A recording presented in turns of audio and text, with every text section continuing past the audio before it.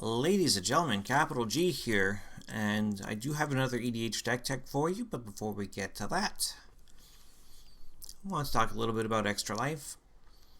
Great little thing that the gaming community puts together every year, and we get to play games in support of sick children all over the world. In my case, I'll be playing in support of the BC Children's Hospital based out of Vancouver.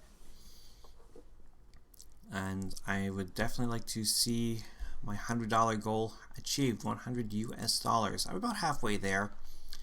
I got this set up just a couple days ago for this year's edition of Extra Life. So, I myself will be participating in a 24-hour gaming marathon, board games specifically. So I'll try to have some pictures and video clips of that for you once it's all said and done. I'll be doing that this coming weekend. So today, of course, is the 27th of October when I'm recording and posting this. So Friday night and into Saturday is when I will run the gauntlet. So yeah, if anyone wants to give support, I'm going to have a link down in the description. Again, you can support me, or you can find someone who's supporting your local children's hospital and support them. Definitely insist that if not me, do support somebody and support the children's hospitals in your area. So over to deckstacks.net, our commander is going to be Sir Gwyn, Hero of Ashvale, playing in Mardu colors, 5/5 Vigilance Menace. Whenever an equipped creature you control attacks, you draw a card and lose a life. And equipment you own have Equip Knight 0. So it's Mardu attacks with equipment and card advantage. That's pretty straightforward, and we're also doing the Knight Tribal. But one other thing we're doing for this deck, have a look here. I call it Pioneering Knights for a reason. Since the last time I've recorded, they have introduced a thing called Pioneer, a new format where any set that was standard legal from Return to Ravnica onwards is legal in this format. It's not a new way to play the game. It is 60 card constructed. But again, you're playing with well over 30 sets. It's not as insanely expensive as Modern is, at least not yet. And on top of that, the initial list of bans, only 5 cards. And those are the Khans of Tarkir fetch lands. So, huge card pool to start with, and we're getting actual WotC control and support on this one. Very different from Frontier, for those that remember Frontier. It was put together by Japanese local game stores to, as I understand the myth, someone can put in the comments and confirm exactly where it came from. And it wanted to start, I think, with either, was it Khans of Tarkir or Magic Origins? It was the starting point, I forget. But that format was not regulated, and it was very degenerate. So whereas this format, even the most powerful combinations such as Copycat Combo, there's more answers to it now than there was at the time. So, we'll see how it goes. Are they going to ban more cards in that format? Probably. We'll see how these first few months go, and once WotC finds exactly what it wants, they'll ban a couple of key cards, and we'll move on and have a new way to play that isn't as expensive as Modern is. As for me, well, I'm not really a 60 card constructed guy, haven't been for a very long time, so let's go ahead and use the Pioneer card pool to build this deck, and only the Pioneer card pool. So Return to Ravnica, Standard Legal, onwards. So Ironveil Tactician, limited All-Star in my pre-release, being able to tap down a couple of creatures and swing in for damage. Arvad the Cursed, I do have a bunch of Legendary Knights, as it turns out, so Why not get that +2/+2 Anthem from my legendaries? The fact that he has Death Touch and Lifelink is also relevant. Aurel, Knight of Windgrace. 4 mana, 4/4. You can create tokens, it's got Vigilance, and even though it's not really efficient removal, being having to tap X Knights to destroy target creature of power X or less, it's still onboard removal. Bill of the Brawl is here, 3/2 with Menace, and she gives other knights 1+1/+0 when she attacks. Black Lance Paragon, 3/1 for 2 mana, has Flash, which I like, and when it comes in, it can grant itself or any of my knights Death Touch until the end of turn. Death Touch and Lifelink, in fact. So, a fantastic card. Pairs very nicely with any knight that has First Strike. Running the 3 Cavaliers. Cavalier of Dawn has an ETB where it can destroy a non-land permanent, Planeswalkers included. Sure, its controller gets a 3/3 Golem. I don't care about that. And if any of our equipment end up in the graveyard for any reason, we can actually get 1 piece of our equipment back. Cavalier Flame is also here, mostly for the 6/5 because most of my knights are fairly small. So that 6/5 is actually a pretty big deal. The fact that you can dump mana into it to anthem the team, again, also a big deal. We can, as soon as we cast it, discard some cards and draw up. Sure. The last line, probably not so relevant. X damage to each opponent and each planeswalker they control, where X number of lands in your graveyard. Again, probably not as relevant in this deck. It's mostly the 6/5 that he's here for, as well as the Anthem effect. Cavalier of Night, 4/5 lifelink. When this enters the battlefield, you may sacrifice another creature. When you do destroy target creature an opponent controls. Why not? And when this dies, return target creature card with converted mana cost 3 or less from your graveyard to the battlefield. So whatever knight you sacrifice, you're going to get back if this ever dies. Corpse Knight is here for the Aristocrats effect.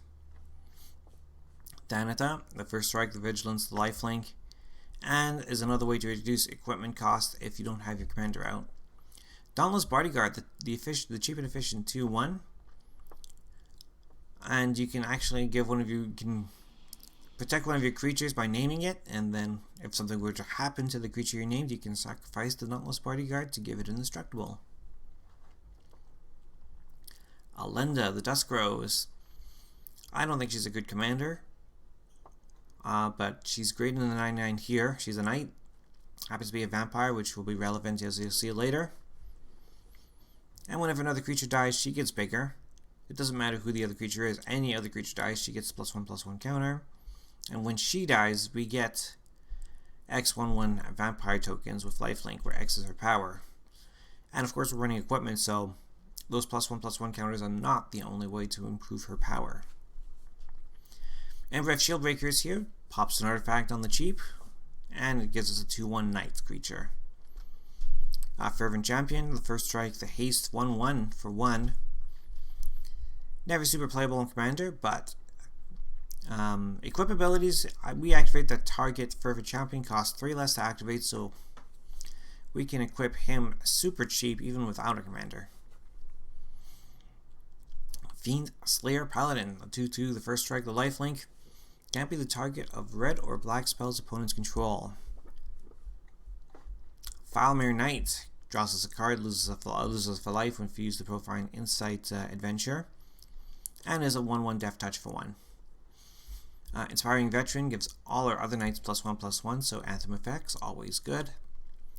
Josu Vest, Lich Knight, he's E-Knight, yes. 4/5 for 4, super efficient power toughness for the mana cost. And if we manage to kick him, which is an additional 6 mana, it's a lot. But if we manage to kick him, we also get 8 Zombie Knights tokens. Yes, the zombie tokens that he spits out are also knights. And Knight of the Ebon Legion, standard all-star right now. It's a 1/2. We can give him a temporary buff, or anytime a player loses 4 more life, it gets a +1/+1 counter. And we don't have to be the reason that an opponent loses 4 life. We can just have him out there and somebody else gets attacked and he gets bigger. I like it. Knight of the White Orchid. 2/2 for double white. When this enters the battlefield, if an opponent controls more lands, we can search our library for our planes, put it onto the battlefield, and shuffle our library. We are running the fetches here, and this can get the fetches, because it does not say basic planes. So, sorry, not the fetches, but the shock lands. We are running the shocks. So this can get us a shock land. Gwyn is here, has double strike, and all of our creatures with first strike have double strike. We've got a bunch of first strike creatures, as it turns out, so why not? Midnight Reaper. When this or any other non-token creature we control dies, we take a damage and we get to draw a card. Murderous Rider. Another powerful standard card. 3 mana at instant speed, destroys a creature or planeswalker. We would lose 2 life from it, but we also get a 2/3 lifelink if we cast it as a creature, or when we cast it as a creature. Sworn Knight. The Monty Python Black Knight is here. I like his durability. He gets the 4+1/+1 counters. Yes, he has to attack every turn, but that's what the equipment is for. If damage would be dealt to Sworn Knight while it has +1/+1 counter on it, prevent the damage and remove a 1/1 counter from it. So he could actually take damage 4 times without actually dying. Order of Midnight gives us a creature card from a graveyard back to our hand, and gives us a 2/2 that can't block, which is nice. Sanctum Seeker is here. Whenever a vampire you control attacks, each opponent loses 1 life and you gain 1 life. Excellent card. Smitten Swordmaster. This is the Night Tribal common we want to play, because we have this little ability here. Curry Favor. You gain X life and each opponent loses X life, where X is the number of knights you control. Definitely a way to drain the table a little bit. Also a 2/1 lifelink body afterwards. We've got our uncommon cycle here. So we've got Sir Alan. 4/4 first strike. Whenever he attacks, all our creatures get +1/+1 until end of turn. Got Sir Kyra. When she or an instant or sorcery we control deals damage to a player, we exile the top card of our library and we can play it. So we get this nice little impulsive draw. And she taps to deal damage. I don't have any spells in the deck that deal direct damage, so we're relying on her tap ability in this instance. Sir Conrad, the best of the uncommon knights in my opinion. 5/4 for 5, so a huge... That's actually really good to begin with. And whenever another creature dies, creatures put to a graveyard from anywhere other than the battlefield, so somebody mills creatures, what have you. Or if it's a creature that leaves the battlefield, or leaves the graveyard. So if somebody's playing, say, Marin, and they're bringing back a bunch of creatures from their graveyard, well, the longer Sir Conrad is out there when she's doing this, the more damage she takes. Moving on, Thalia's Lancers. Turns out Thalia's Lancers is a knight. 5 mana, 4/4, first strike. When it enters the battlefield, we get to search for any of our legendary cards. Seems good. Valiant Knight is here as well. Other knights getting a +1/+1 Anthem effect. And instead of the way of giving all the knights double strike, we can pay the 5 mana and give our entire team double strike. Vona, Butcher of Magan is here. 4/4 for 5, has the vigilance and the lifelink. I love the keywords. We can tap, pay 7 life to destroy any non-land permanent. We can only do this on our turn, but we're obviously going to make it count. But it's not a sorcery. We just can't do it out of turn. So we can attack, get the life from the lifelink, and then tap Vona. Gwyn Commander. 2 mana for a 2-star. So star is the number of knights that we control, is their toughness. Has Death Touch. And when this attacks, another knight we control gains indestructible until end of turn. So nobody wants to block the Gwyn Commander because Death Touch. And nobody's going to want to block the other creature because it's indestructible. So yeah, that's the logic here. A few enchantments for Anthem effects here. Artifacts and enchantments for the Anthem effect. Always Watching. Non-token creatures you control get +1/+1 and have vigilance. When you're playing an aggro deck, really the worst case scenario is when you want to attack because you have that open window. but you have to hold back because of the potential of a crackback. Always watching solves that problem. Radiant Destiny, same deal, +1/+1 to Knights, because we're going to choose Knights with it. Once we have 10 or more permanents in play, we ascend and get the City's Blessing. And by having the City's Blessing, those creatures will also have Vigilance, so Always Watching and Radiant Destiny are one and the same, essentially, in this deck. The Circle of Loyalty, sort of the ultimate Knight artifact. Costs 1 less to cast for each Knight we control. Creatures we control get +1/+1. Whenever we cast a legendary spell, we get a 2/2 Knight. And we can also mana dump, pay 4 mana, tap, and create a 2/2 Knight. So, yeah, excellent card here, does a lot for us. Equipment, I have 10 pieces of equipment in the deck for us today. I went with Blackblade Reforged, that's a legendary equipment. And +1/+1 for each land we control. Well, +5, 6, 7, 8, 9. Chitinous Cloak, +2/+2 and Menace, so that evasion makes it more likely for our team to come home. Colossus Hammer, because, hey, we get a chance to equip Colossus Hammer for free in this deck with our commander. +10/+10. I've got 2 flyers, 3 flyers, so I don't care about the loose flying thing. Dragon Throne of Tarkir.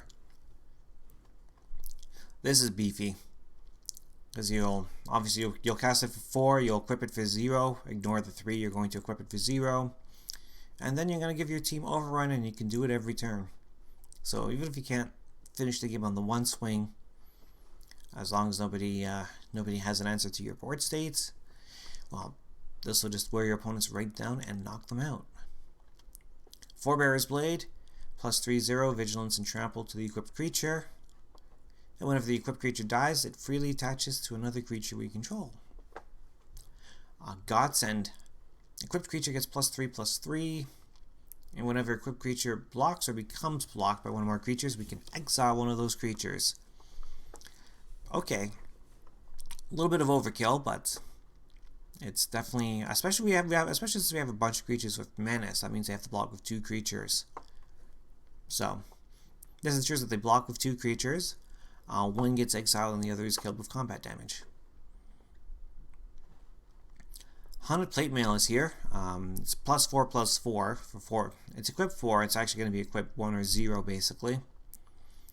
But also, if somebody wipes our board, we just happen to have a 4/4 lurking in the shadows.